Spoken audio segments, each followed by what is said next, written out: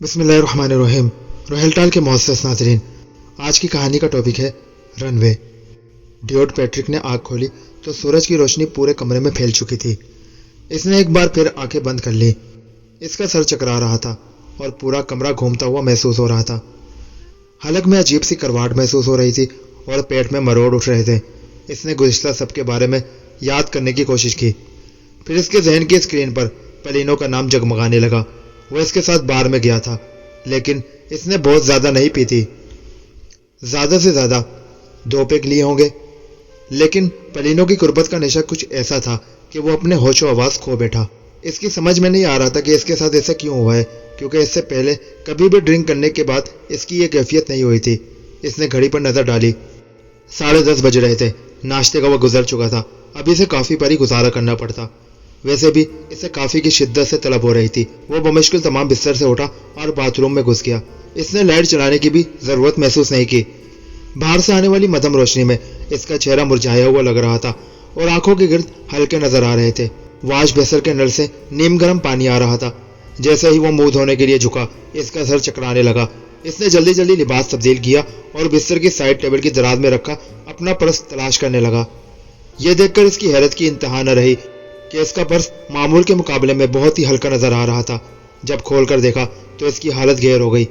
Purse تقریباً خالی تھا۔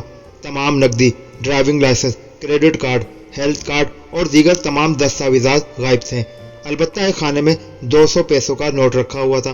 گویا وہ بالکل ہی خالی نہیں ہوا تھا۔ انہوں نے اس کے لیے 200 پیسوں چھوڑ دیے تھے، بلکہ یوں کہنا چاہیے کہ یہ پلینو کی مہربانی تھی۔ اس نے سنگھار میز کی نچلی دراز کھولی اور اس میں رکھی ہوئی تمام اشیاء باہر نکال لی۔ اسے یہ دیکھ کر اطمینان ہو گیا کہ وہاں وہ باکس رکھا ہوا تھا جس میں اس نے 10,000 پیسوں اور $200 رکھے تھے۔ یہ اس کی جمع پونجی تھی جو اس نے ہنگامی ضرورت کے لیے بچا رکھی تھی۔ لیکن جب اس نے باکس کھول کر دیکھا تو وہ بھی خالی تھا۔ اس نے بیڈ کے کنارے سے سر ٹکا کر آنکھیں بند کر لی۔ اس کا سر بری طرح چکرا رہا تھا۔ اس کے دماغ میں بس ایک ہی لفظ گھوم رہا تھا، پلینو۔ ہاں، پلینو نے اس کے ساتھ دھوکہ کیا تھا اور اسے کنگال کر کے چلی گئی تھی۔ وہ ایک سول انجینئر تھا اور وسیع میکسیکو کے ایک چھوٹے سے قصبے سان میگوئل میں پیٹرول پمپ کی تعمیر کے سلسلے میں آیا ہوا تھا۔ اس کے معاہدے میں تعمیراتی جگہ کی تیاری سے لے کر کنکریٹ اسٹرکچر کے مراحل تک کی نگرانی شامل تھی۔ اس کا کام تقریباً ختم ہی ہونے والا تھا، لیکن اچانک ہی تیل کی قیمتیں گر جانے کی وجہ سے کمپنی نے تعمیراتی کام روک دیا۔ وہ اس دوران کئی بار وہاں جا چکا تھا، لیکن اسے کام دوبارہ شروع ہونے کے آثار نظر نہ آئے۔ 2 ہفتے سے سام فریڈرک نے بھی اسے کوئی ہدایت نہیں دی تھی۔ آخری ای میل میں سام نے بس اتنا ہی بتایا کہ وائل کمپنی کے فیصلے کا انتظار کر رہا ہے۔ پیٹرک اچھی طرح جانتا تھا کہ اس کمپنی میں فیصلہ سازی کا طریقہ کتنا پیچیدہ ہے اور اکثر اوقات انہیں کوئی فیصلہ کرنے میں کافی وقت لگ جاتا ہے۔ لہٰذا وہ بھی اطمینان سے بیٹھا اپنے باس کی نئی ہدایت کا انتظار کر رہا تھا۔ بس قسمتی سے سام کے سوا اس کا کسی سے کوئی رابطہ نہیں تھا۔ 2 سال پہلے اس سے طلاق ہو گئی تھی، کیونکہ اس کی بیوی کو یہ بالکل بھی پسند نہیں تھا کہ وہ اپنے کام کے سلسلے میں ہر وقت سفر کرتا رہے۔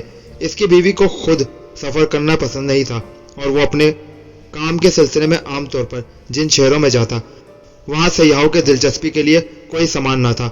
لہٰذا اس کی بیوی نے یہ کہہ کر علیحدگی اختیار کر لی کہ وہ اپنی مرضی کی زندگی گزارنا چاہتی ہے۔ اب تک پیٹرک اپنے کام کے سلسلے میں جن شہروں میں گیا تھا ان میں سان میگوئل کا قبضہ سب سے بہتر اور مختلف نظر آیا۔ اگر اس کی بیوی ساتھ ہوتی تو یقیناً وہ اس جگہ کو پسند کرتی۔ جس ہوٹل میں اس کا قیام تھا وہ انتہائی آرام دہ تھا۔ اس کے عقب میں انتہائی خوبصورت لان تھا جس میں بے شمار گلاب کے پودے لگے ہوئے تھے۔ اس کا کمرہ اس لان سے متصل تھا، جبکہ کمرے کی بڑی سی کھڑکی بیرونی برآمدے میں کھلتی تھی۔ 2 خوبصورت لڑکیاں ہمہ وقت ہوٹل میں ٹھہرنے والوں کی خدمت پر مامور تھی۔ وہ روزانہ ان کے بستر کی چادریں اور تولیہ تبدیل کرتی۔ صبح کے وقت نلکوں میں گرم پانی آتا، لیکن 10 بجے کے بعد اس کی دستیابی یقینی نہیں تھی۔ اسی طرح پینے کے پانی کی بوتلیں بھی ہر کمرے میں باقاعدگی سے فراہم کی جاتی۔ کام نہ ہونے کی وجہ سے وہ کافی اکتاہٹ محسوس کر رہا تھا۔ اس دوران میں اس کی عادتیں کافی بگڑ گئی تھی۔ صبح دیر سے اٹھنا اور ناشتہ کرنے کے بعد قصبے کی سیر کو نکل جانا اس کا معمول بن گیا تھا۔ وہ باقاعدگی سے پاملونٹا نامی بار میں بھی جانے لگا تھا، جس کی دیواروں پر بل فائٹ میں حصہ لینے والے بیلوں کے پوسٹر لگے ہوئے تھے۔ اس نے اپنی 45ویں سالگرہ بھی اسی بار میں بالکل انوکھے انداز میں منائی۔ وہ بار بار اپنے دونوں بازو پھیلا کر بار تک جاتا اور اپنے لیے پسندیدہ ڈرنک خریدتا۔ اسے فلائنگ سے بہت دلچسپی تھی، بالخصوص इसे ग्लाइडर उड़ाना बेहद पसंद था। इसे शिद्दत से ख्वाहिश हो रही थी कि वो अपनी सालगिरह के मौके पर ग्लाइडर उड़ाए, लेकिन वहां ऐसा नामुमकिन था। लिहाजा वो नशे में ही इसके बारे में बोलता रहा। वो हर बार अपने दोनों बाजू फैलाते हुए इस अंदाज में काउंटर की तरफ जाता जैसे कोई परिंदा फिजा में फरबाज कर रहा हो। लेकिन यह मशगला भी ज्यादा देर जारी न रह सका और इसे इससे भी उकताहट होने लगी।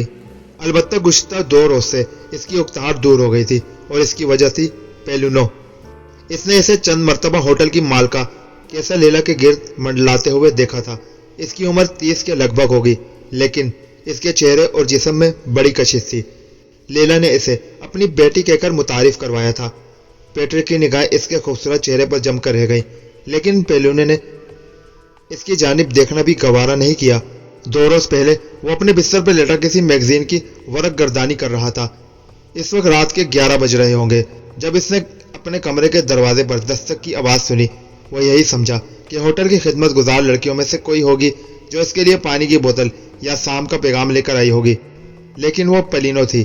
इसने सुर्ख रंग का लिबास जेब तन किया हुआ था और इसके गले में चांदी का नेकलेस जगमगा रहा था। इसने मुस्कुराते हुए पैट्रिक को देखा और दाया हाथ मुसाफे के लिए आगे बढ़ा दिया। फिर वो बेतकल्लुफी के साथ आगे बढ़ी और टांग पर टांग रखकर इसके बिस्तर पर बैठ गई। फिर मुंह बनाते हुए बोली, इसकी माँ समझती है वो यानी पैट्रिक यहाँ खुश नहीं है। फिर इसने लम्हे भर तौक़ुफ़ किया और तिरछी नजरों से पैट्रिक को देखने लगी जैसे अपने सवाल का जवाब चाह रही हो। पैट्रिक ने कंधे उचका दिए और सोचने लगा कि क्या ये लड़की इसे खुश कर सकती है। पेलिनो ने वो पैकेट खोला जो अपने साथ वो लाई थी। इसमें एक इंतहाई महंगी शराब की बोतल थी। फिर इसने पैट्रिक से 2 गिलास मांगे। बोतल खोलकर एक गिलास भरकर इसे दिया और दूसरा अपने लिए बनाया। वो दोनों ड्रिंक करते रहे। पेलिनो की निगाहें मुसलसल इसके चेहरे पर जमी हुई थी। फिर इसने अपना गिलास खाली करके मेज पर रख दिया और अपने बाजू फैला दिए। इस मुस्कुराहट में जो दावत पनाह थी, पैट्रिक इसका मतलब खूब समझता था। पैट्रिक जानता था कि यह ठीक नहीं है, लिहाजा इसने ध्यान हटाने के लिए दूसरी बातें छेड़ दी। लेकिन यह हकीकत थी कि वो यहाँ रहते हुए बोर हो चुका था। इसने सोचा कि एक और पैग लेने में क्या हर्ज है। शराब वाकई बहुत उम्दा थी। वो दोनों पीते रहे और बातें करते रहे। सुबह हुई तो इसका सर बुरी तरह चकरा रहा था।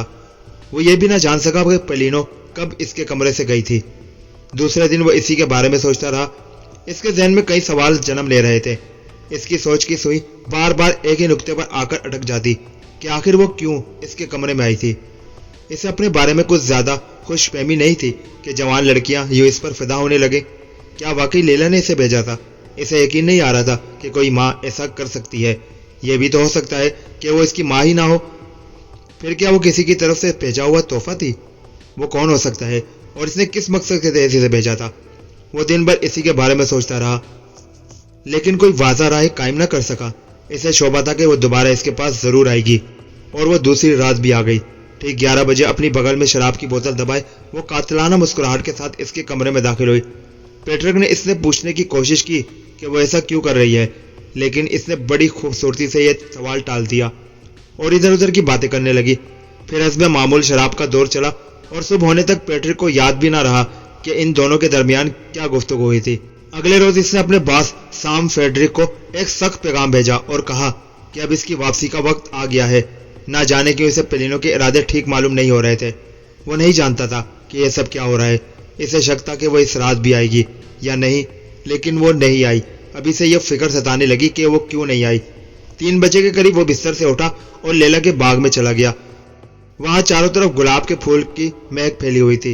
वो वहीं बेंच पर बैठकर इस खुशबू से लुत्फ अंदोज होने लगा। अगले दिन वो शाम की ईमेल का इंतजार करता रहा।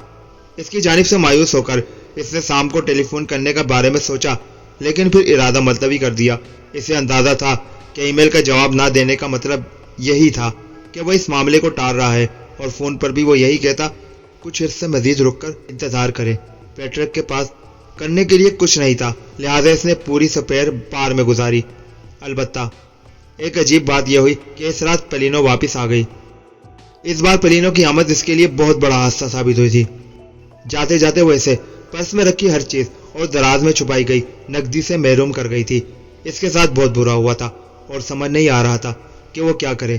क्या वो लेला के पास जाए और इससे पेलिनो की शिकायत करे, या फिर पुलिस में रिपोर्ट दर्ज कराए कि इसने जिस लड़की के साथ रात बसर की थी वो इसे कंगाल करके चली गई। यह इंतहाई मुज़हका खेज ख्याल था। सिफारत खाने वालों को अपनी मुश्किल से आगाह करे शायद वो इसे हॉस्टल भिजवाने का इंतजाम कर सके। वहां जाकर वो साम बेटर को अपनी बिपता सुना सकता है। मुमकिन है वो इसकी मदद करने पर आमादा हो जाए और यह भी हो सकता है कि मामलात मजीद बिगड़ जाए। वो तकिए से सर टिकाकर लेट गया और छत को देखने लगा। अचानक इसकी नजर छत पर पड़ी हुई एक दरार पड़ गई जो फानूस से लेकर दरवाजे के कोनक तक चली गई थी। इससे पहले इसने इस जानिब तवज्जो नहीं दी थी। ऐसी और भी कई चीजें होंगी जिस पर इसकी नजर नहीं गई होगी, क्योंकि इस पर ऐसा वक्त नहीं आया था और पहले वो काफी बेहतर पोजीशन में था। लेकिन अब वो इस हाल को पहुंच गया था कि इसकी जेब में सिर्फ 200 पैसे थे। इन पैसों से वो क्या कर सकता था? इसे शिद्दत से काफी की तलब हो रही थी। वो होटल से बाहर आ गया और कासा कैफे की जानिब चल पड़ा। सड़क के दोनों जानिब मकानों की ऊंची ऊंची दीवारें थी, जिनमें कहीं कहीं बड़े गैराज के दरवाजे नजर आ रहे थे। वस्त में बड़े बड़े दरख्त लगे हुए थे जिन्होंने सड़क को दरमियान से 2 हिस्सों में तकसीम कर दिया था। चलते चलते इसके सीने में तकलीफ शुरू हो गई। इसे सांस लेने में भी मुश्किल हो रही थी और पूरा जिस्म पसीने में शरूबोर हो रहा था। अचानक ही एक स्याह रंग की मर्सिडीज इसके बराबर में आकर रुकी। इसके सामने का दाया और अकब का बाया दरवाजा एक साथ खुला और इसमें से 2 अफराद बैक वक्त बाहर आए। उन्होंने स्याह लिबास पहन रखा था, जबकि चेहरे पर स्याह चश्मे चढ़ाए हुए थे। इसके बढ़ते हुए कदम रुक गए। इसने सड़क की जानिब देखा, वो खाली पड़ी थी, लेकिन वो भाग नहीं सकता था क्योंकि इससे कुछ हासिल नहीं होता। सेनोर पैट्रिक, कार के अंदर से एक तेज आवाज आई, क्या तुम मेरे साथ बैठना पसंद करोगे? इसने अपने सामने खड़े हुए शख्स की तरफ देखा। इसके हाथ खाली थे। अगर ये अगवा की वारदात होती तो इसे पहले ही कार में बिठा दिया जाता। इसने झुककर कार के अंदर देखा। एक दुबला पतला शख्स अगबीच नशस्त के एक कोने में बैठा हुआ था। इसने पेट्रिक को अपने बाई जानिब बैठने का इशारा किया। पेट्रिक ने एक बार फिर अपने सामने खड़े हुए आदमी को देखा और खामोशी से कार में बैठ गया। कार से उतरने वाले अफराद में से एक फ्रंट सीट का दरवाजा खोलकर बैठ गया, जबकि दूसरा अगबी नशस्त का दरवाजा बंद करने के बाद खुद गाड़ी के बाहर ही खड़ा रहा। कार का इंजन खामोश था, अलबत्ता एयर कंडीशन की आवाज सुनाई दे रही थी। सेनोर पैट्रिक, वो शख्स बोला, क्या मैं तुम्हें ड्योड कह सकता हूँ? मेरा नाम पाल है और ये मेरा साथी है। इसने हाथ से ड्राइवर और फ्रंट सीट पर बैठे हुए शख्स की जानिब इशारा किया। मुझे तुम्हारे ड्योड कहने पर कोई एतराज नहीं, पैट्रिक ने कहा, लेकिन ये सब क्या है? तुम अमरीकियों को हर बात की तह तक पहुंचने की जल्दी होती है। इस शख्स का नाम पाल था। इसकी उम्र 30 के लगभग थी और इसका रंग अपने साथियों के मुकाबले में कदरे साफ था। तुम्हें यहाँ कोई खतरा नहीं है, पाल ने कहा। परेशान होने की जरूरत नहीं, मैं तुम्हारे सामने सिर्फ एक तजवीज़ रखना चाहता हूँ। यह हम दोनों के दरमियान तबादले की एक शक्ल होगी। पैट्रिक इसकी बात सुनता रहा, लेकिन इससे कोई जवाब नहीं दिया। इस अदल बदल की शक्ल ये होगी कि तुम हमारे लिए कुछ खिदमत सर अंजाम दोगे और हम इसके हौस वो तमाम चीज़ें वापस कर देंगे जिसका ताल्लुक तुम्हारी ज़ात से है। यह कहकर वो अपने दाएं जानिब मुड़ा और इसने एक ब्रीफ केस उठाकर अपने घुटनों पर रख लिया। फिर इसने ब्रीफ केस में से कई थैलियां निकाली और इन्हें पैट्रिक के सामने कर दिया। एक थैली में इसकी नकद रकम थी, दूसरी में प्लास्टिक कार्ड्स और तीसरी में इसका पासपोर्ट रखा हुआ था, जबकि पैट्रिक का ध्यान पासपोर्ट की जानिब नहीं था। इसने इसे एक फोल्डर में दूसरे कागजात के साथ रखा था और यह फोल्डर भी इसके कपड़ों के नीचे छुपाया गया था। लेकिन अब यह सब चीजें पाल के कब्जे में थी। पैट्रिक के पेट में मरोड़ उठने लगे। इसने पूछा, मुझे किस किस्म की खिदमत अंजाम देनी होगी? पाल मुस्कुराया और अपने सफेद दांतों की नुमाइश करते हुए बोला, मैं जानता हूं कि तुम एक पायलट भी हो और हवाई जहाज उड़ाते हो। तुम ग्लाइडर भी उड़ा सकते हो, कम से कम इस लाइसेंस से तो यही जाहिर होता है। इसकी आवाज मदम हो गई। इसने बैग में झांकते हुए कहा, मैंने इसमें तुम्हारा लाइसेंस देखा है। इसके मुताबिक तुम्हें ग्लाइडर उड़ाने की इजाजत है।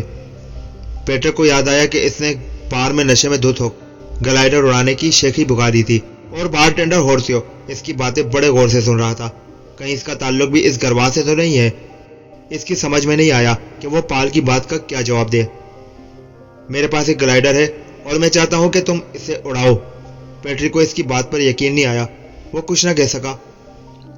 शुमाल की जानिब टेक्सास के आसपास, वहां हमारे पास ग्लाइडर उतारने के लिए अपनी जगह है। नारकोटिक? पैट्रिक के दिमाग में खतरे की घंटी बजने लगी।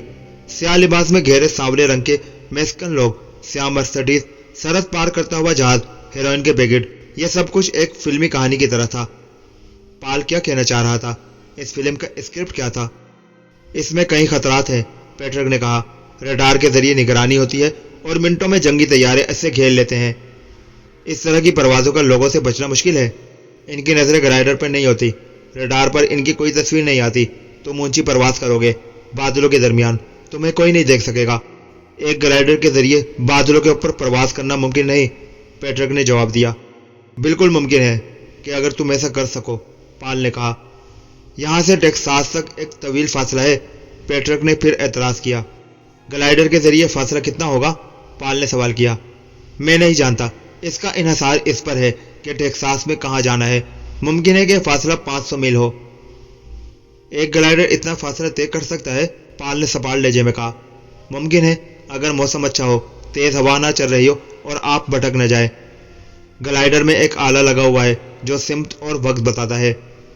ٹھیک ہے، جب تمہیں فاصلے کے بارے میں معلوم ہے تو مجھ سے کیوں پوچھ رہے ہو؟ پیٹرک نے اونچی آواز میں پوچھا۔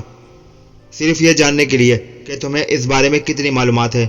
پیٹرک کچھ دیر خاموش بیٹھا رہا، پھر بولا، اور اس خدمت کے عوض مجھے کیا ملے گا؟ تم نے کسی تبادلے کی بات کی تھی۔ اسے اپنے کہے ہوئے الفاظ پر یقین نہیں آیا۔ وہ ایک ایسے شخص سے بارگیننگ کر رہا تھا جو منشیات کا اسمگلر تھا۔ تم مقررہ جگہ پر گلائڈر اتارو گے تو کوئی شخص تم سے ملنے آئے گا اور گلائڈر میں رکھا ہوا سامان لینے کے بعد وہ یہ سب چیزیں تمہارے حوالے کر دے گا۔ پال نے بریف کیس پر ہاتھ مارتے ہوئے کہا۔ گلائڈر تمہارے پاس ہی رہے گا، تم جہاں چاہو جا سکتے ہو۔ میں کس طرح کہیں اور جا سکتا ہوں؟ گلائڈر کیسے اوپر اٹھے گا؟ اس کے لیے تمہیں اس شخص کی مدد درکار ہوگی۔ یہ سب باتیں تم اس سے طے کر سکتے ہو۔ اور اگر میں کام کے لیے راضی نہ ہوں تب کیا ہوگا؟ پیٹرک نے پوچھا۔ پال نے اپنے ہونٹ سختی سے بیچ لیے اور بولا، پھر یہ سب چیزیں میرے پاس ہی رہیں گی۔ ممکن ہے کہ یہ بعد میں کسی اور جگہ پر ظاہر ہو۔ اس میں کوئی شک نہیں تھا کہ اگر یہ کاغذات کسی اور کے ہاتھ لگ جاتے تو پیٹرک کے لیے بڑی مشکل ہو سکتی تھی۔ اسے ایک جانب FBI اور دوسرے اداروں کی تفتیش کا سامنا کرنا پڑتا تو دوسری جانب فیڈرک بھی اسے ملازمت سے برخاست کر سکتا تھا۔ اس کے پاس پال کی بات ماننے کے سوا کوئی چارہ نہیں تھا۔ تم یہ گلائڈر کب اڑانا چاہتے ہو؟ کل، پال نے کہا۔ اس سے اندازہ ہو گیا کہ پال اسے بالکل بھی مہلت نہیں دینا چاہ رہا تھا اور پیٹرک بھی اچھی طرح یہ بات سمجھتا تھا کہ اب یہ کام کیے بغیر چھٹکارا ممکن نہیں۔ مجھے 11 بجے تک فضا میں جانے کی ضرورت ہوگی۔ اس کا انتظام ہو جائے گا، پال نے کہا۔ ہم کل صبح 7 بجے یہیں ملیں گے۔ اس کے بعد سیدھے گلائڈر پر جائیں گے۔ اگر تم آ گئے تو ٹھیک ہے، ورنہ… اس نے اپنی بات ادھوری چھوڑ دی اور بریف کیس پر ہاتھ مارتے ہوئے بولا، خوب ڈر کر کھانا کھاؤ اور لمبی تان کر سو جاؤ۔ صبح 7 بجے سے پہلے اٹھنا بھی ہے۔ ہاں یہ تو ہے، پیٹرک نے کہا اور اپنی طرف کے دروازے کے ہینڈل پر ہاتھ رکھ کر اسے کھولنے کی کوشش کی۔ باہر کھڑا ہوا آدمی فوراً آگے بڑھا، لیکن پال نے اشارے سے اسے منع کر دیا۔ پیٹرک کار سے باہر آ گیا۔ اس کی کمر اور ٹانگوں میں درد شروع ہو چکا تھا۔ باہر کھڑا ہوا آدمی اس کی جگہ پر بیٹھ گیا اور کار ایک تیزی کے ساتھ وہاں سے چلی گئی۔ پیٹرک کچھ دیر وہیں کھڑا رہا۔ اس کی ٹانگیں ابھی تک کانپ رہی تھی۔ اس نے سوچا کہ اسے گاڑی کا نمبر نوٹ کر لینا چاہیے، لیکن پھر خود ہی اسے اس خیال پر ہنسی آ گئی، جب تک اس کی چیزیں پال کے پاس تھی وہ اس کا کچھ نہیں بگاڑ سکتا تھا۔ پھر اسے کافی کا خیال آیا جو ابھی تک نصیب نہیں ہوئی تھی۔ کاسا کیفے وہاں سے 5 بلاک کے فاصلے پر تھا۔ وہ ان پیسوں سے کافی کے ساتھ سینڈوچ بھی لے سکتا تھا۔ پھر بھی کچھ رقم بچ جاتی۔ اگر وہ واقعی گلائڈر اڑانے جا رہا تھا تو اسے پانی کی ضرورت بھی ہوتی، جس کے لیے پیسوں کی ضرورت بھی تھی۔ دوسری صبح 6:45 بجے وہ مقررہ جگہ پر پہنچ گیا۔ اس نے نیلے رنگ کی پتلون، سفید قمیض، ہیڈ اور دھوپ کا چشمہ لگا رکھا تھا۔ اس کے علاوہ اس نے اپنا سارا سامان ہوٹل میں ہی چھوڑ دیا تھا۔ ظاہر ہے کہ گلائڈر میں اس کے لیے کوئی جگہ نہ ہوتی۔ اس نے لیلا کے نام ایک خط چھوڑ دیا کہ اسے کسی ضروری کام سے جانا پڑ رہا ہے، لہذا اس کا سامان امانت کے طور پر رکھ لے، وہ بعد میں اس سے رابطہ کر لے گا۔ آسمان بالکل صاف تھا اور دور دور تک بادل نظر نہیں آ رہے تھے۔ اس نے اپنا پلاسٹک بیگ زمین پر رکھا جس میں پانی کی 4 بوتلیں اور 2 سینڈوچ رکھے ہوئے تھے۔ 6:55 پر سیاہ مرسڈیز اس کے قریب آ کر رکی۔ وہ جھکا اور پیچھے کا دروازہ کھول دیا۔ کار میں 3 افراد سوار تھے جو سامنے کی طرف دیکھ رہے تھے۔ ان میں پال نہیں تھا۔ اس نے ٹھنڈی سانس لی اور پیچھے سیٹ پر بیٹھ کر دروازہ بند کر دیا۔ 30 منٹ بعد وہ ایک لکڑی کے گیٹ سے گزرتے ہوئے ایک کچی سڑک پر آ گئے۔ دائیں جانب ایک چھوٹی سی عمارت بنی ہوئی تھی، لیکن پیٹرک کی توجہ اس گلائڈر ٹریلر پر تھی جو 300 گز آگے کھڑا ہوا تھا۔ اس کے ساتھ ہی ایک سیاہ رنگ کی کار بھی نظر آ رہی تھی۔ جیسے ہی وہ مرسڈیز وہاں پہنچی تو کار کا دروازہ کھلا اور اس میں سے پال دیگر 2 افراد کے ساتھ باہر آیا۔ 2 گھنٹے بعد گلائڈر پرواز کے لیے تیار تھا۔ یہ ایک سفید رنگ کا بڑا گلائڈر تھا جس کے پروں کی لمبائی 25 میٹر تھی۔ اس کے کاکپٹ پر 2 افراد کے بیٹھنے کی گنجائش تھی۔ گلائڈر پر نیلے رنگ سے ASH لکھا ہوا تھا، لیکن اس کی دم پر رجسٹریشن نمبر نہیں تھا۔ थोड़ा सा ध्यान पर जोर देने के बाद पैट्रिक समझ गया कि एएस से मुराद अलेक्जेंडर शेलशर है, जो कि एक जर्मन कंपनी है। इससे पहले इसने इस कंपनी का ग्लाइडर नहीं उड़ाया था। आखिरकार पैट्रिक ने ग्लाइडर का बगौर जायजा लेना शुरू किया। सब चीजें दुरुस्त हालत में थी, अलबत्ता रेडियो मौजूद नहीं था, जबकि पैनल पर सिर्फ वो सुराख नजर आ रहे थे जहां कभी रेडियो नस्ब किया होगा। जब पैट्रिक अपने काम से फारिग हो गया तो पाल ने कहा, मैं एक बार फिर इस तबादले की तफसील दोहरा देता हूँ। हमने ग्लाइडर की सिमत का तयन कर दिया है। तुम सीधे टेक्सास जाओगे, वहां इसका सामान उतार कर मुताल्लिका लोगों के हवाले करोगे और तुम्हारी चीजें तुम्हें वापस मिल जाएंगी और यह ग्लाइडर भी तुम्हारा हो जाएगा। तुम जहां चाहो इसे ले जा सकते हो। क्या मुझे इस ग्लाइडर के कागजात भी मिल सकेंगे जिनसे जाहिर हो कि ये मेरी मलकियत है? पाल ने सर हिलाते हुए कहा, दूसरे कागजात के साथ ये कागज भी तुम्हें मिल जाएंगे। पैट्रिक ने कंधे उचका दिए लेकिन कुछ बोला नहीं। इसके बाद पाल ने अपने आदमियों को इशारा किया और वो कार से सामान निकालने लगे। वो 2 फुट के मुकब्बनुमा सफेद टुकड़े थे जिन पर चिकना कागज लपेटकर डोरी बांध दी गई थी। उन्होंने वो सामान ग्लाइडर की पिछले सीट पर रख दिया और एक तरफ खड़े हो गए। पैट्रिक ने पाल को एक मर्तबा देखा और झुककर अपनी सीट बेल्ट बांधने लगा। इसने घड़ी पर नजर डाली। 11:15 बज रहे थे और इसके ख्याल में उड़ान के लिए मुनासिब वक्त था। इसने आसमान की तरफ देखा, फिर इसने 200 मीटर लंबी नायलॉन की रस्सी के बारे में सोचा जो ग्लाइडर को खींचने के लिए बांधी गई थी। पैट्रिक का ख्याल था कि रस्सी की जगह केबल इस्तेमाल करना चाहिए था, मगर पाल ने यह कहकर इसे खामोश कर दिया कि इसमें भी कोई मसला नहीं होगा। पाल ने अपना बाजू फिजा में लहराया और इसके साथ ही पैट्रिक ने कार के इंजन की कर्राने की आवाज सुनी। इसके पिछले टायरों के जोरदार रगड़ से रेत का तूफान उठा। ग्लाइडर को एक जोरदार झटका लगा और वो रनवे के साथ दौड़ने लगा। फिर इसके सामने का हिस्सा ऊपर की जानिब उठा। इसने इस वक्त तक लेवर को पकड़े रखा जब तक इसे हवा की रफ्तार में कमी होने का एहसास न हो गया। पैट्रिक ने पैनल पर लगे हुए मीटर पर नजर डाली। ग्लाइडर 2 मीटर फी सेकंड की रफ्तार से ऊपर की जानिब उठ रहा था और अब तक जमीन से 150 मीटर बुलंदी पर पहुंच चुका था। पैट्रिक ने ग्लाइडर के पहिए ऊपर खींचे और इन्हें लॉक कर दिया। ग्लाइडर की रफ्तार तेज हो गई थी और अब वो 5 मीटर फी सेकंड की रफ्तार से ऊपर जा रहा था। ताहम अब भी बादल 1500 मीटर ऊपर थे, लेकिन वो बहुत कम वक्त में वहां पहुंच सकता था। पैट्रिक ने अगले 5 मिनटों में कई बार ग्लाइडर को ऊपर ले जाने का अमल दोहराया और बादलों के दरमियान पहुंचकर ग्लाइडर का रुख शुमाल की जानिब कर दिया। फिर इसने पानी की बोतल और सैंडविच निकाले और सुकून से अपनी मंजिल की तरफ बढ़ता चला गया। पैनल पर लगी हुई स्क्रीन से इसे मालूम हो गया कि वो अमेरिका की सरहद में दाखिल हो चुका है, लेकिन 3000 मीटर की बुलंदी पर प्रवास करते हुए वो किसी रडार की नजरों में ना आ सका था। तहां वो चौकन्ना था और इसकी नजरें गर्दोपेश का जायजा ले रही थी। इसे हैरत थी कि बॉर्डर अबूर करते वक्त किसी ने इसका ताकुब क्यों नहीं किया। इसी वक्त इसने एक ब्लैक हॉक तैयारी की आवाज सुनी। इसके इंजन का शोर कानों के पर्दे फाड़ रहा था। पैट्रिक ने स्क्रीन पर देखा, अभी वो इससे 1000 मीटर नीचे था और तेजी से ऊपर की जानिब आ रहा था। इससे 200 मीटर की बुलंदी पर बादलों के गोल फिजा में तैर रहे थे। इसने ग्लाइडर का रुख बाई जानिब किया और तेजी से ऊपर जाने लगा। अब इसके पास यही एक रास्ता बाकी रह गया था। पाल ने ठीक ही कहा था कि शायद इसे बादलों के दरमियान उड़ना पड़े। इसने आखिरी बार ब्लैक हॉक को देखा जो सिर्फ 500 मीटर नीचे रह गया था। इसकी पूरी तवज्जो अफक की तरफ थी। 3 सेकंड बाद इसने ग्लाइडर का रुख सीधा किया। इसे यकीन था कि वो इसे बादलों में तलाश नहीं कर सकेंगे। अब इसे बादलों में इतनी देर ठहरना था जब तक वो इसकी तलाश तर्क न कर दें। वो जल्द अज जल्द बादलों से निकल जाना चाहता था क्योंकि तेज हवा, बारिश या बर्फबारी से ग्लाइडर के परों को नुकसान पहुंच सकता था। फिर इसे ऑक्सीजन का ख्याल आया। इसने मास्क मुंह पर लगाकर वाल्व खोल दिया और अपनी नाक में गैस की बू महसूस करने के बाद मुतमईन हो गया। हवा के तेज झोंकों की वजह से वो 6500 मीटर की बुलंदी से गिरकर 4000 मीटर पर आ गया। ग्लाइडर के पर एक दायरे की शक्ल इख्तियार कर चुके थे, लेकिन वो ग्लाइडर को दाएं बाएं घुमाता आगे बढ़ता गया। घड़ी देखकर अंदाजा हुआ कि इसे बादलों के दरमियान प्रवास करते हुए निफ्स घंटा गुजर चुका था। इसने स्क्रीन पर नजर दौड़ाई, वो बिल्कुल साफ थी। चुनाचे इसने बादलों से बाहर आने का फैसला किया। इसने ग्लाइडर का रुख एक बार फिर शुमाल की जानिब किया, फिर आहिस्ता आहिस्ता बादलों से निकलकर नीले आसमान पर आ गया। इसने एक बार फिर ब्लैक हॉक को देखने और इसके इंजन की आवाज सुनने की कोशिश की, लेकिन फिजा में बिल्कुल खामोशी थी। 1 घंटे बाद इसे स्क्रीन पर कुछ धब्बे नजर आने लगे। वो मंजिल मखसूस से 8 किलोमीटर के फासले पर था। पैट्रिक की नजरें सैराह को तलाश कर रही थी जहां वो अपना ग्लाइडर उतार सके, लेकिन वो इस वक्त तक ग्लाइडर नीचे नहीं उतार सकता था जब तक इसे वहां कोई गाड़ी नजर न आ जाती। पैनल पर लगे हुए आले से मालूम हुआ کہ مغرب کی جانب سے 25 کلومیٹر کی رفتار سے ہوا چل رہی ہے، لیکن اسے زمین پر کہیں ریت اڑتی ہوئی نظر نہیں آئی، نہ ہی وہاں کوئی عمارت تھی اور نہ گلائیڈر کے اترنے کے لیے رن وے نما پٹی۔ پھر اچانک ہی اسے ریت اڑتی ہوئی نظر آئی۔ اس کی نظر ایک خستہ حال سڑک پر گئی۔ پھر اس نے وہاں اس پٹی کو بھی دیکھا جہاں گلائیڈر اتارا جا سکتا تھا۔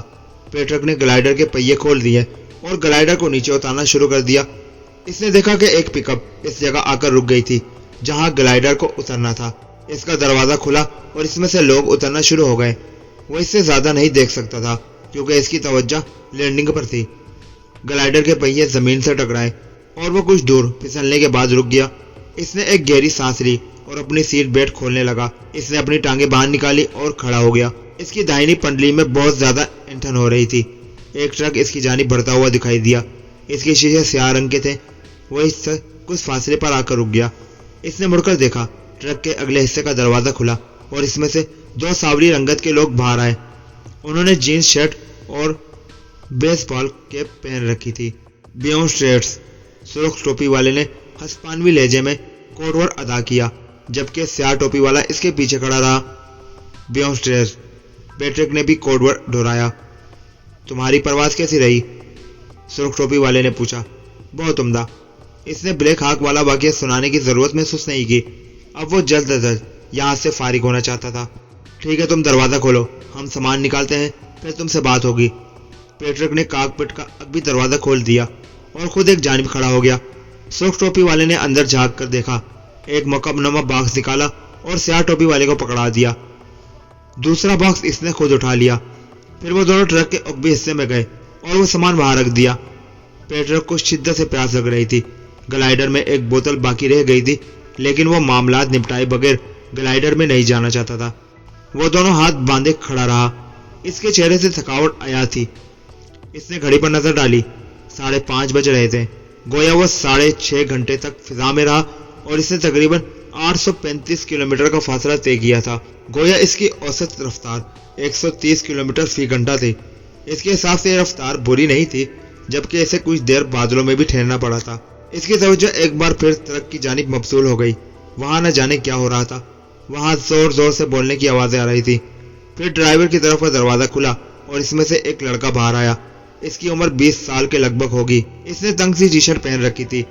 اس نے پیٹر کی طرف دیکھا، جیب سے سگریٹ کا پیکٹ نکالا اور ایک سگریٹ سلگا کر کش لینے لگا۔ پھر کیبن کے عقبی حصے سے ایک اور شخص برآمد ہوا اور ٹرک کے پچھلے حصے کی جانب بڑھ گیا۔ اس نے بھی سیاہ پتلون اور سفید قمیص پہن رکھی تھی اور آنکھوں پر سیاہ چشمہ لگا رکھا تھا۔ دور سے دیکھنے پر وہ پال جیسا لگ رہا تھا، لیکن اسے وہ تو سان میگول میں چھوڑ کر آیا تھا۔ بہرحال وہ کسی عام پرواز کے ذریعے یہاں پہنچ سکتا تھا۔ ان تینوں کے درمیان بحث جاری تھی۔ پھر یوں لگا جیسے وہ کسی بات پر متفق ہو گئے ہوں۔ انہوں نے پیٹر کی جانب بڑھنا شروع کیا۔ سفید قمیض والا ان سے ایک قدم پیچھے تھا اور اس نے ایک بھاری بریف کیس اٹھا رکھا تھا، جبکہ باقی دونوں کے ہاتھ میں ہتھیار تھے۔ سرخ ٹوپی والے کی کمر میں پستول بندھا ہوا تھا، جبکہ سیاہ ٹوپی والے کے دائیں ہاتھ میں ایک آٹومیٹک ریوالور تھی۔ پیٹر کا دل زور زور سے دھڑکنے لگا۔ پال نے تو کہا تھا کہ تبادلہ بالکل شفاف ہوگا، لیکن منشیات کے اسمگلر کی بات کا کیا بھروسہ؟ یہ سوچ کر اس کے دل کی دھڑکن مزید تیز ہو گئی۔ وہ تینوں اس کی جانب بڑھ رہے تھے۔ اب ان کے درمیان 30 فٹ سے بھی کم فاصلہ رہ گیا تھا۔ دونوں مسلح افراد اچانک رک گئے، لیکن سفید قمیض والا آگے بڑھتا رہا۔ اس نے بریف کیس بائیں ہاتھ سے دائیں ہاتھ میں منتقل کر لیا تھا اور سیاہ چشمے کے پیچھے چھپی ہوئی آنکھیں پیٹر کے چہرے پر جمی ہوئی تھی۔ قریب آ کر اس نے بھی وہی مخصوص کوڈ ورڈ دہرایا، بیون اسٹریٹس۔ پیٹر کی آواز سن کر چونک گیا۔ وہ بلا شبہ پیلینو ہی تھی اور اس سے 5 فٹ کے فاصلے پر کھڑی مسکرا رہی تھی۔ اسے اپنے سامنے دیکھ کر پیٹر قدر مستسکون ہو گیا۔ کم از کم اب اسے اپنی جان کا کوئی خطرہ نہیں رہا تھا۔ پلینو، وہ اپنی حیرت پر قابو پاتے ہوئے بولا، مجھے یہاں تمہاری موجودگی کی توقع نہیں تھی۔ مجھے یقین ہے کہ تم نے ایسا سوچا بھی نہیں ہوگا۔ وہ بولی، ہاں شاید تم ٹھیک کہہ رہی ہو، تمہیں ہم پر بھروسہ کرنا چاہیے۔ وہ بولی، پال نے کہا تھا کہ یہ تبادلہ شفاف ہوگا، خواہ ہمارے دوسرے ساتھی اس سے متفق ہوں یا نہیں۔ پال، پیٹرک ایک بار پھر حیرت زدہ ہو گیا۔ تم اسے کیسے جانتی ہو؟ وہ میرا بھائی ہے، پیلینو سپال لہجے میں بولی۔ اس نے سر ہلا دیا۔ اب اس کی حیرت دور ہو چکی تھی۔ تمہارا سارا سامان اس میں موجود ہے، وہ بریف کیس اٹھاتے ہوئے بولی، نقدی، کارڈز، کمپنی کے کاغذات اور پاسپورٹ وغیرہ۔ اور گلائیڈر کے کاغذات؟ پیٹرک نے پوچھا۔ اس کی ملکیت بھی تمہارے نام کر دی گئی ہے۔ پال کوئی کام ادھورا نہیں چھوڑتا۔ پیٹرک نے مطمئن انداز میں ایک بار پھر سر ہلا دیا۔ اس کے علاوہ بھی بریف کیس میں کچھ چیزیں اور ہیں۔ یہ کہہ کر اس نے بریف کیس میں سے ایک الیکٹرانک پیڈ نکال کر اسے پکڑا دیا۔ اس آلے میں امریکہ سے متعلق تمام تفصیلات موجود ہیں۔ اس کی مدد سے تم ہر اس جگہ جا سکتے ہو جہاں ہم جانا چاہیں۔ ہم؟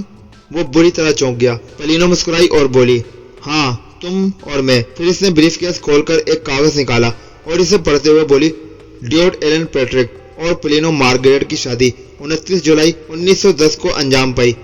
اس کاغذ پر پیٹرک کے دستخط بھی تھے۔ وہ حیرت سے اس کی طرف دیکھنے لگا۔ 2 دن پہلے ہماری شادی ہو چکی ہے۔ یہ ایک قانونی دستاویزات ہیں جس پر تمہارے دستخط موجود ہیں۔ یہ دستاویزات تمہارے سفارت خانے میں جمع کرائی جا چکی ہے، لہٰذا اب تم جہاں بھی جاؤ گے میں تمہاری بیوی کی حیثیت سے ساتھ چلوں گی، لہٰذا اب ہمیں چلنا چاہیے، دیر ہو رہی ہے۔ 1 منٹ، پیٹرک ہاتھ اٹھاتے ہوئے بولا، میری تو کچھ سمجھ میں نہیں آ رہا کہ یہ سب کیا ہے۔ میں بتا چکی ہوں کہ پال میرا بھائی ہے، بڑا بھائی، اور وہی میری دیکھ بھال کرتا ہے۔ اسے میری شادی کی فکر ہو رہی تھی اور وہ چاہتا تھا کہ میں جلد از جلد سان میگوئل سے چلی جاؤں۔ وہاں میرا رہنا ٹھیک نہیں تھا، لہٰذا تم لوگوں نے مجھے مل کر پھانس لیا۔ وہ اسے گھورتے ہوئے بولا، شاید اسے تمہاری ضرورت تھی۔ اب تک میں اس کا سامان لے کر امریکہ کی سرحد عبور کیا کرتی تھی۔ تم جانتے ہو کہ اس میں کتنے بگیڑے ہیں، پاسپورٹ، ویزا اور سب سے بڑھ کر پکڑے جانے کا خطرہ۔ لیکن اب اس نے شادی کا سرٹیفکیٹ فضا میں لہراتے ہوئے کہا، تم سامان سمیت سرحد عبور کر سکتے ہو کیونکہ تمہیں گلائیڈر اڑانے میں مہارت حاصل ہے۔ آؤ میں تمہیں فلپ سے ملواؤں۔ یہ کہہ کر اس نے ٹرک کی جانب اشارہ کیا۔ فلپ بہت ہی وفادار بندہ ہے اور مجھ سے محبت کرتا ہے۔ وہ یہ سامان لے جائے گا اور تم مجھے اپنے ساتھ لے جاؤ گے۔ یوں کہنا چاہیے کہ تم مجھے لے جاؤ گی، وہ تنزیہ انداز میں بولا۔ ایک ہی بات ہے، میرے خیال میں یہ کوئی برا سودا نہیں۔ یہ کہہ کر اس نے بریف کیس کھول کر اس میں سے نوٹوں کی گڈی نکالی۔ وہ $100 کے نوٹ تھے۔ یہ مجھے جہیز میں ملے ہیں۔ پال کو میرا کتنا خیال ہے نا؟ پیٹرک نے تائید میں سر ہلا دیا۔ سورج غروب ہونے والا ہے، اب ہمیں چلنا چاہیے، وہ بولی۔ پیٹرک نے گھڑی پر نظر ڈالی۔ 5:56 ہوئے تھے۔ گویا 25 منٹ میں سب کچھ ہو گیا۔ اس نے آلے کا بٹن دبایا اور ایئرپورٹ کی فہرست پر نظر ڈالی۔ دوسرے نمبر پر ہی کودا کا ایئرپورٹ تھا۔ وہ اس کے بارے میں جانتا تھا اور اسے یہ بھی معلوم تھا کہ وہاں گلائیڈر اتارنے اور اڑانے کی سہولت موجود تھی۔ سب سے بڑھ کر یہ کہ وہاں اس کے جاننے والا ایک مقامی پائلٹ رینالڈ بھی تھا۔ ظاہر ہے کہ اسے وہاں پہنچ کر کچھ انتظامات کرنے تھے اور اس کے لیے اس کی بھی مدد کی ضرورت پڑ سکتی تھی۔ اس نے ایک اور بٹن دبایا۔ اسکرین پر پورا روٹ نمایاں ہو گیا۔ اس کے مطابق وہ 1 گھنٹے میں وہاں پہنچ سکتے تھے۔ کیا تمہارا دوست اپنے ٹرک سے گلائیڈر کو کھینچ سکے گا؟ اس نے پلینو سے پوچھا۔ پلینو نے اسباب میں سر ہلا دیا۔ پھر اس نے بریف کیس کھول کر ایک بنڈل نکالا۔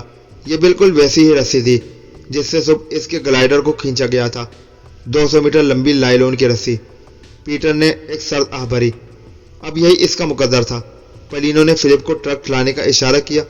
پیٹرک نے ساری زندگی اپنے آپ کو اتنا بے بس محسوس نہیں کیا تھا۔ انتہائی ضبط کے باوجود وہ یہ کہے بغیر نہ رہ سکا، واقعی پال ہر بات کا خیال رکھتا ہے۔ یہ کہہ کر وہ کاک پٹ کی جانب بڑھ گیا۔ فلپ کا ٹرک لمحہ بلمحہ قریب آتا جا رہا تھا۔ یہ تھی آج کی کہانی۔ کیسی لگی کامنٹ سیکشن میں ضرور بتائیے گا۔ کسی اور کہانی کے ساتھ ملاقات ہوگی۔ اللہ حافظ۔ پاکستان زندہ باد۔